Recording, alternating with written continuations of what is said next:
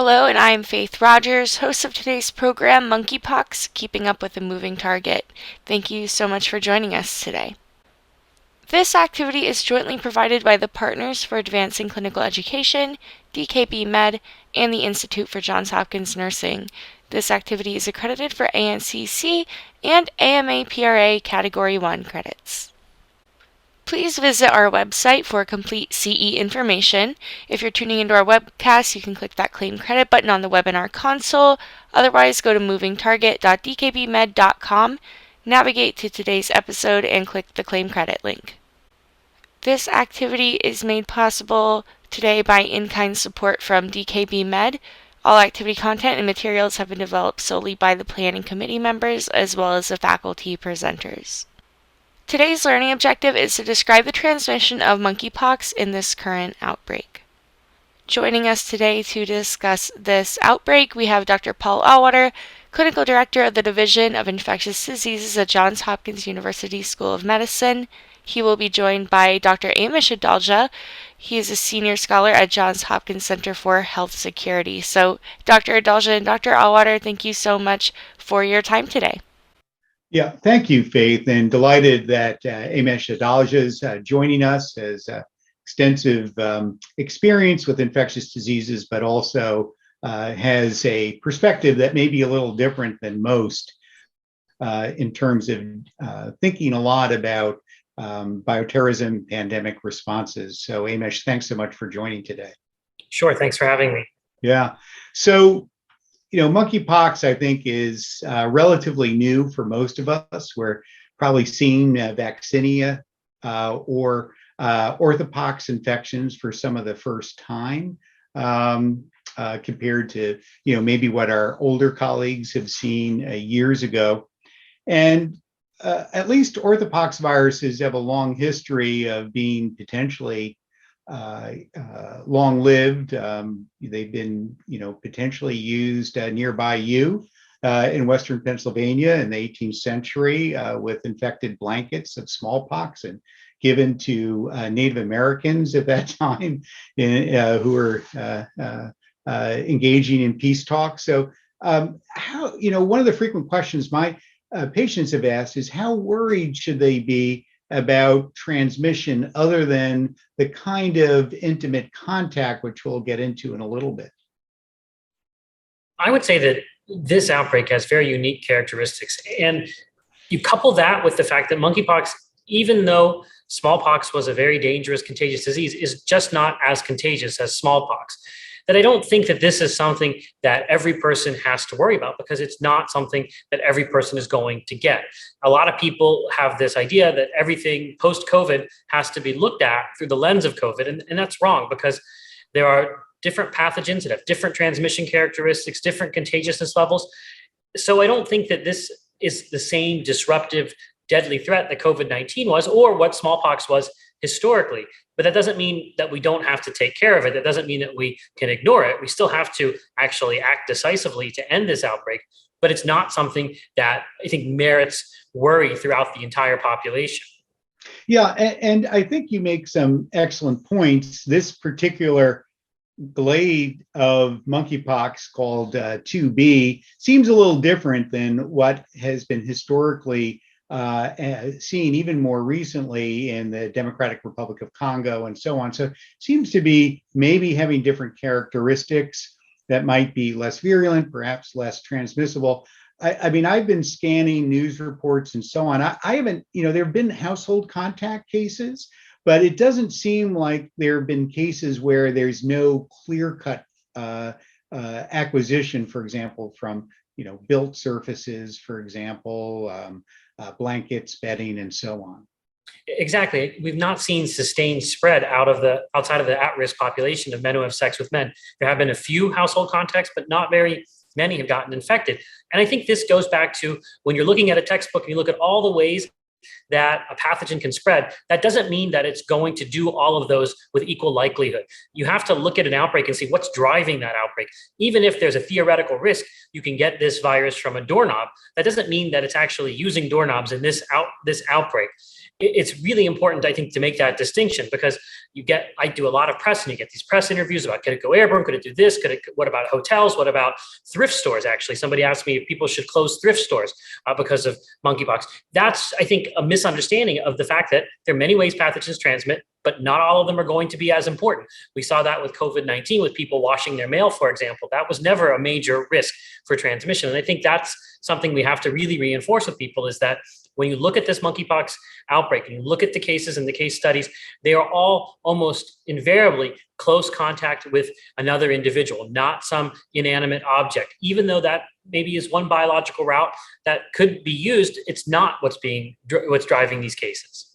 Well, and I think those close contacts are really important. I think you've probably seen the news report or the article from Paris where a dog, which apparently did not have any other contact, may have acquired it from two men who had the dog as a pet. We know monkeypox probably resides in rodents. In fact, the 2003 outbreak in the United States was traced to large rodents imported as pets from West Africa, and then in prairie dogs. Since this is much more widespread, what kind of precautions just in a household that might limit spread would you advise? Well, we know that people are contagious until that rash scabs over. So as best as you can, you should try and isolate from other individuals in that household, which might mean you stay in separate rooms. And remember, this isn't COVID-19. The household attack rate, or how many other people get it, is not going to be the way it is for COVID, or certainly not the way it is for measles. So it's not as hard to isolate a person with monkeypox than it is with somebody with COVID-19, because the air isn't infectious the way it is with a respiratory virus. However, it is a longer period of time. It might be a couple of weeks. So what we try to do is limit close contact between individuals in a household as best as you can until that person is not contagious. And individuals also includes pets, and you have to try and isolate as best as you can from pets. And there is a danger of pets getting this and being able to then spread it to other animals. But I think what you really need to do is just a little bit of common sense. It's close contact. Try to avoid close contact. It's going to be uncomfortable to be in that position for several weeks, maybe, until those things heal. But it's not something where we're going to see everyone in the household get infected if people just follow some minor precautions to avoid close contact. Yeah, I think you make great points, and it is something that maybe 2 to 4 weeks. Centers for Disease Control at the moment, I think, an abundance of caution, says when flesh has covered all lesions, just to make sure you're no longer infectious, because we, might have molecular evidence of infection, but that doesn't necessarily mean it's infectious. And in fact, a lot of the deep cleaning of COVID had to do with presence of RNA rather than, what we think are viable virus. And that's even the same with the household contact study with monkeypox, where they found it on all these surfaces. They found the DNA of the virus there, but they weren't able to culture the virus, which tells you there is a lot of non-viable stuff that may be in a household, or maybe even on people's skin, that's not really infectious or contagious virus. Yeah.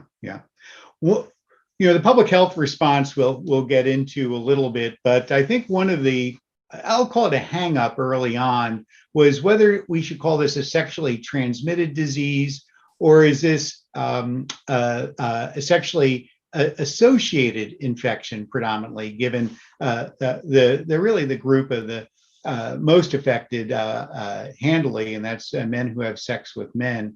Why has there been tiptoeing around this? And I can see the arguments going back to the HIV era, where I have a little more gray hair than you do as a medical student in New York. I mean, it was a stigma. And, in fact, I think patients who have monkeypox don't want to be advertised as such coming into clinic, or, these sorts of things. So tell me a little bit about your thoughts on this. And I realize it's not a settled area. I think it all stems from the fact that we have this stigma attached to sexually transmitted infections. And to be labeled a sexually transmitted disease or a sexually transmitted infection will then cause people to judge someone negatively. And I think that's what that kind of distinction is, that they don't want to drive the behavior underground. They don't want to discourage people from getting tested, and they don't want people to be stigmatized or discriminated against because of an infection. We often are in this society, in a society where people get blamed for the diseases that they have. And that happened certainly during the HIV epidemic in the early days, and probably still exists to some extent now. And I think that's the issue. But I guess there's also a deeper biological issue: is how are people getting infected in these intimate encounters that often occur during sexual activity? And clearly, there's probably some skin-to-skin contact that's driving a lot of the cases, but there have been some reports where they have detected the DNA of the virus in bodily fluids. And I just wonder, some of the patients that we hear about that have proctitis, for example, that really makes me think that this is sexually transmitted as well as sexually associated. I don't know if you've had any experience with proctitis, but that to me is a sign that's a little bit more suggestive that there is probably actual sexual transmission occurring in some patients. Well, I think you're exactly right. We've seen here at Hopkins people with pharyngitis, for example, people who have had rather severe proctitis that was a heralding aspect of their illness. And these are people that may have had a point exposure one night amongst 4 or more men, for example.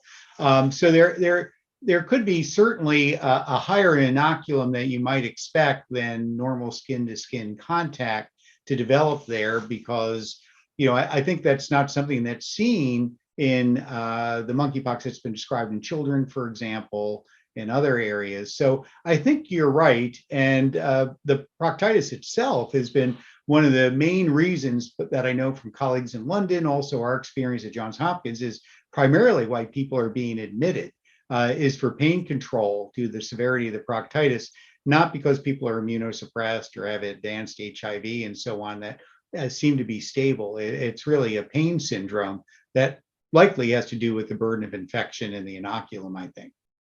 I think that's one of the take-homes about monkeypox is proctitis. Even without a rash, people should be thinking about monkeypox in the right patients and not refrain from testing that person. And that may also be an indication for antiviral treatment along with pain medicine. Yeah, I think that's right. In fact, where we do complete STD screens in those circumstances as well. People are not known HIV positive, then HIV positive, and so on and so forth. Lastly, what can the public health response do better, at least? I mean, we're beginning to see a tail off. I think first London and elsewhere, the cases have sort of dipped down from their peak. Here in Baltimore, maybe we're seeing a few less in the clinic than we did earlier in August. New York City has reported the same. Is this, you think, enough word of mouth that people have altered behavior? Is this maybe people finally getting immunizations? What's your sense, and how might we incorporate the right messages here? I think it's a combination of all three. We know that, for example, people who got smallpox were protected for decades and decades from reinfection. And with monkeypox, I wonder if in the early days of this outbreak, the people that were most likely to get it and most likely to spread it got infected and now have immunity. So those are sort of the quote unquote super spreaders or individuals who might be responsible. This kind of 80-20 rule that 20% of people are responsible for 80% of infections. If those people are already infected, the virus is going to have a hard time spreading the way it once could. Then we also have the fact that there has been some immunization that's occurred. Places that were really aggressive, like Montreal in Canada, for example, have seen decreases in cases. So there is probably some level of immunity that's been induced by the vaccine. And then there is some data the CDC has released that shows that people are changing their behaviors. They're decreasing the number of sexual partners that they have. And that's obviously going to also decrease the opportunity the virus has to spread. So I think all three of those things are happening. Hopefully they're sustained enough to keep cases manageable until we get enough vaccine into the at-risk population. Yeah. One thought, and we're going to get to vaccine in a little bit, is just the impact of prior immunity. I mean, we haven't seen abundant people in my age and older. Now, of course, they may have different behavioral tendencies and younger, because the average age is in the 30s of people with this. To your point about long-lasting immunity, because I've been smallpox immunized.